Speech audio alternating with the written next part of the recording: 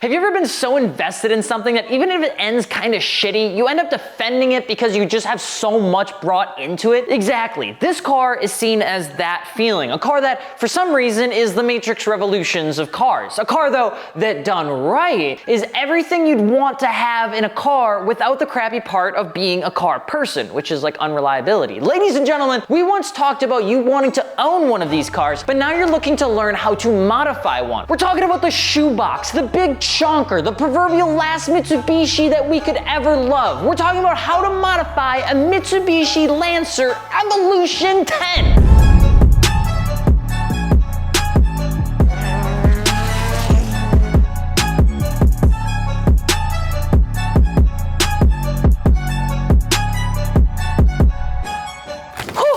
Subscribe, you goon, and if you're looking for tires, wheels, performance, pretty much all of it, go check out Martini Works. I promised myself I'd kiss the first order to go out, and I'm still waiting here. Moist lips and everything.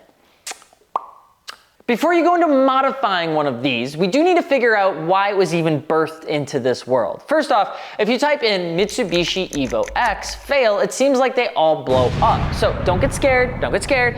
We'll figure it out together. The Evo X came to us in the market year of 2007, and it came with a new motor, okay? The legacy and community behind the Mitsubishi Evo cars, when they saw this, they were a bit skeptical, okay? The jump from a 4G63 to a 4B11T, what the is that? They said. People didn't like it, okay? But Mitsubishi was on a decline overall, and the efforts to put into the Evo 10 were to try and keep the model alive with enough improvements to keep the demand okay. And this engine was objectively better. And what we saw was a four-door sedan with nearly 300 horsepower and 300 foot-pounds of torque. Brakes that were a little bit bigger when you compared the GSR models from the previous generation to this one. You also got some bigger wheels, bigger tires, bigger badonk-a-donk. The crazy thing about this is it looks bigger than every other generation, but the crazy thing is that the Evo 10 is less than 2 inches wider and 0.7 inches taller, but for some reason, because of the trunk, it looks substantially bigger on the road. Hence why people automatically think it was the heavier version of the previous generation, which it was by 300 pounds.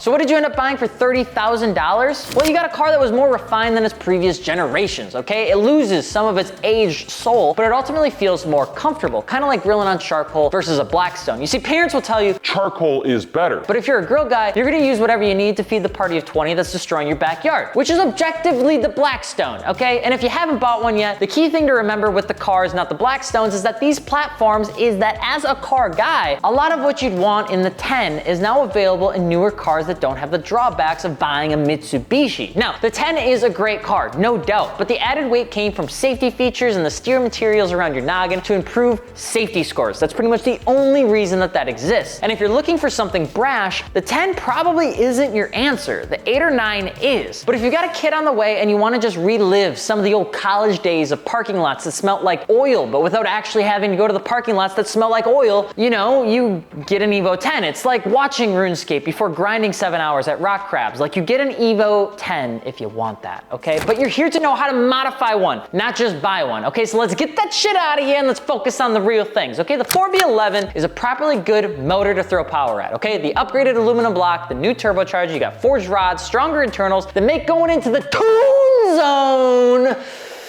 way easier, okay? Flash tunes from VR2 and Cobb seem to be the most common, which you can buy at martiniworks.com. Pair that with an AMS intake and a single exit exhaust, because for some reason, I love the way single exit exhausts look on this car. You can get a dual, I'm just saying, but you can get a single one from like ETS or even Greddy, and you'll be a happy boy or girl that makes around 300 horsepower to the wheels. Now, some people may think that that's all you need to do. Wrong, okay? The thing that makes these cars awesome is the sound, okay? Get some downpipes on that bitch, okay? You can get two types. You can get a dumped downpipe, or you can get something called a recirculating downpipe, okay? Personally, I like to party, so I'd go with a dumped downpipe. ETS has one for like $800, and you still get like the factory O2 location. It only weighs 11 pounds, and you get some crispy flanges that look good and maximize airflow, which they say is 30%. I don't know how true that is, but you gotta take it for what it's worth. Personally, I do that with an AM intake, E85 swap, and you're pretty much set on performance. Now, don't get me wrong, you can do more, but the tune zone on these cars takes the week. You start cresting over 400 wheel horsepower and you'll start to learn why cars like this sit on jack stands for years. I'm telling you, and if this is your first tuner car, you wanna stay below that and just enjoy the fact that your car will start each and every time, okay? Everyone wants 700 horsepower out of these things, and you can get it, but you need to pump your brakes, kid, because what we need to do is get you to your job at AutoZone in one piece and at one time, okay? Have fun with this car. It can be a beefy, beautiful looking car. Dakota had one, and it was the official car of Wisconsin in like 2015. It was an awesome car to look at. Two-tones are awesome on this thing, and no matter what wheels you choose, they almost always look good on them. You can get like CR Kawamis, Volks, Graham-Lights, Enki, NTO3Rs, BBS LMs, Koenigs. Like, the car is so fundamental in its design that when you do a little splash of sauce, it makes the car sit insanely well. But for the love of God, get rid of the wheel gap that will exist on these cars by getting yourself like a $1,000 set of BC coilovers, or you can go onto the bigger,